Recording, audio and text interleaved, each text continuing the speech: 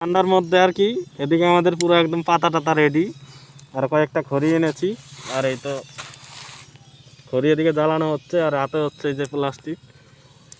প্রচুর পরিমাণে ঠান্ডা, সেই কারণে আর কি পুরো তৈয়ারি চলছে। দেখো বন্ধুরা, তো তোমরা এই ঠান্ডার মধ্যে কি করতেছো একটু অবশ্যই কমেন্ট করে জানিও। যেহেতু আমরা দেখতেই পারছো তোমরা, হ্যাঁ দেখো আগুন ধরতেছেই না, আগুন ধরতেছে না, একটু কষ্ট হবেই, ঠান্ডা সবকিছু ড্যাম হয়ে আছে না, প্লাস্টিক সেই কারণে আগুনটা ধরতে একটু টাইম নিতেছে। কিন্তু খড়ি ধরতেছে না, খড়ি কিন্তু একদম দেখি তো, দেখতেই পারছো। দাদা তুমি একটু আস্তে আস্তে পাতাটা উঠাই দাও না। আচ্ছা এইবার যে আস্তে আস্তে ধরতেছে আগুনটা বন্ধুরা, দেখো। আর তোমরা এই ঠান্ডার প্রচুর পরিমাণে ঠান্ডা করেছে আমাদের এদিকে, এই ঠান্ডার মধ্যে তোমরা কি করতেছো অবশ্যই কমেন্ট করে জানাবে।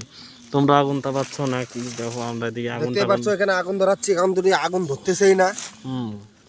খুব জ্বালায় আছি আমরা এই ঠান্ডায়, জানো। এর মধ্যে আবার আমার গার্লফ্রেন্ড ফোন করছে, আবার ফোনটা রিসিভ কর, তারপর আগুনটা ধরা। তাহলে আমি তাহলে এতক্ষণ ধরে আগুনটা ধরাই দিই।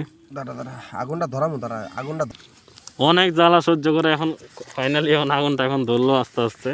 আর একটু প্রপার করে ধরবে একটু কিছুক্ষণ পরে, এখনও হালকা হালকা ধরলো এখন উপরের দিকটায়।